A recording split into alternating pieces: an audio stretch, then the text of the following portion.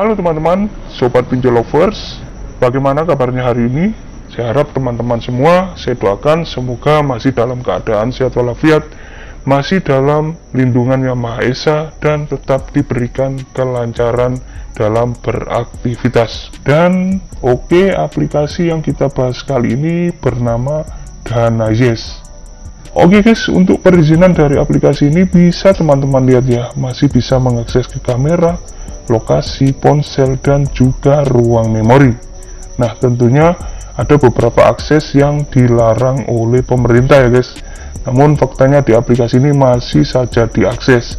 Ini menandakan jika aplikasi ini 100% masih ilegal dan bebas untuk digalbay tanpa takut di-checking ataupun didatangi debt collector.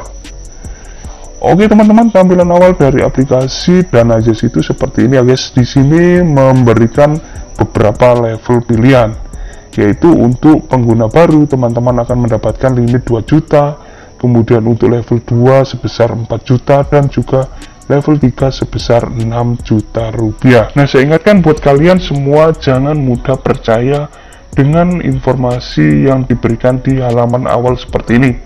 Oke guys, untuk melakukan pengajuan pinjaman di sini kalian bisa klik yang cairkan dana.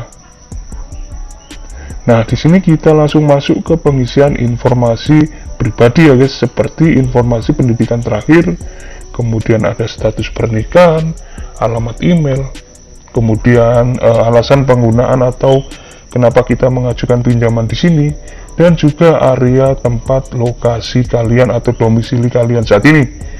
Untuk pengisian alamat lengkap ini saya sarankan teman-teman silakan diisi dengan selengkap mungkin, sedetail mungkin, karena para analis sangat menyukai sekali data-data yang sangat detail dan lengkap. Selanjutnya di sini teman-teman harus melakukan foto KTP bagian depan. Nah, pastikan fotonya harus terang, tidak blur, tidak terpotong, agar nanti nama, kemudian nomor KTP, tanggal lahir, dan jenis kelamin akan otomatis terisi seperti punya saya ini. Dan jika sudah benar, kalian bisa klik yang selanjutnya. Oke guys, di langkah selanjutnya ini kita harus melakukan identifikasi wajah. Jadi pastikan teman-teman di ruangan yang cukup cahaya, kemudian ikuti saja instruksi yang muncul di layar HP kalian, sehingga proses identifikasi wajah ini dapat berjalan dengan cepat. Oke teman-teman, identifikasi wajah saya sudah berhasil, dan sekarang kita harus melakukan atau membuat 6 digit kata sandi transaksi. Oke guys, jika sudah berhasil maka teman-teman akan langsung masuk ke pengisian informasi pekerjaan. Nah, enaknya di aplikasi ini tidak dibutuhkan bukti kerja ya guys, sehingga kalian bisa menggunakan nama-nama PT besar yang ada di lokasi wilayah kalian. Kalian bisa mencarinya di Google ataupun di terserah kalian ya. Untuk lokasi ini juga saya sarankan silakan dilengkapi ya guys. Kalau bisa, jika kalian PT atau nama kerja kalian ada di Google Map, kalian bisa mengisinya secara detail dan lengkap seperti pengisian yang ada di Google. Nah, biasanya para analis tidak hanya menelpon ke nomor tempat kerja kalian ya guys, mereka akan mengecek di Google Map apakah perusahaan kalian memang benar-benar ada ataupun tidak. Nah, biasanya kan saat ini untuk zaman sekarang ini tentunya setiap PT atau PT besar tentunya sudah tercantum di Google Map. Ini akan menjadi nilai tambah plus ya guys. Oke, selanjutnya kita masuk ke pengisian informasi kontak darurat ya guys.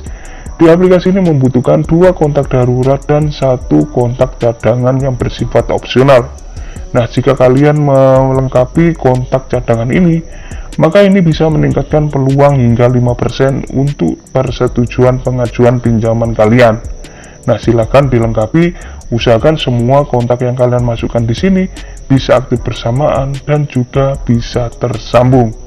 Nah, sepengalaman saya, jika nomor kontak ini dihubungi ternyata tidak dapat tersambung, biasanya pengajuannya akan langsung ditolak.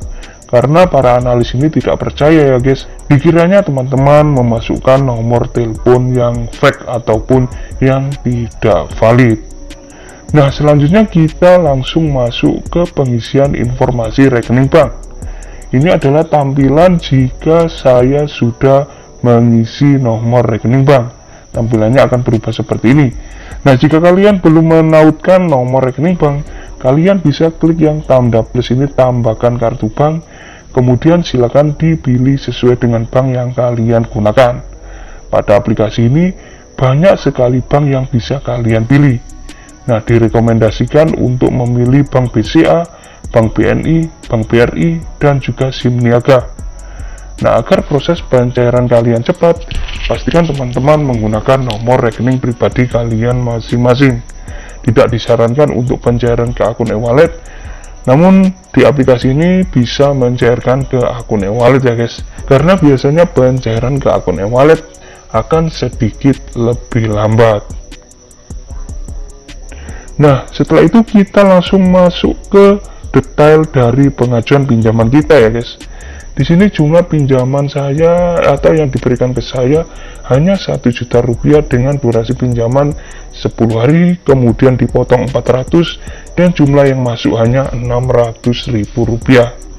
Nah, walaupun begitu, apa yang kalian lihat di sini adalah hanya perhitungan simulasi saja, karena dana atau limit sesungguhnya akan dikabarkan melalui SMS. Jadi limit, kemudian tenor, berapa potongannya, dan berapa biaya yang ditransfer akan dikabarkan melalui SMS di HP kalian masing-masing. Nah, jika teman-teman setuju, kalian bisa klik yang submit, maka proses pengajuan kalian akan langsung otomatis terkirim dan menunggu untuk dievaluasi. Nah, biasanya proses evaluasinya akan memakan waktu 1 kali 24 jam. Namun tidak menutup kemungkinan hanya beberapa menit saja pengajuan kalian sudah mendapatkan hasil. Semuanya tergantung dari antrian yang masuk di analis yang menangani data kalian. Buat kalian semua dimohon untuk sedikit bersabar. Oke teman-teman, mungkin seperti itu saja yang bisa kita bagikan kali ini. Semoga pengajuan teman-teman di aplikasi ini dapat segera ter-ACC, dan semoga juga video kali ini bisa menjadi referensi dalam memilih aplikasi pinjaman online.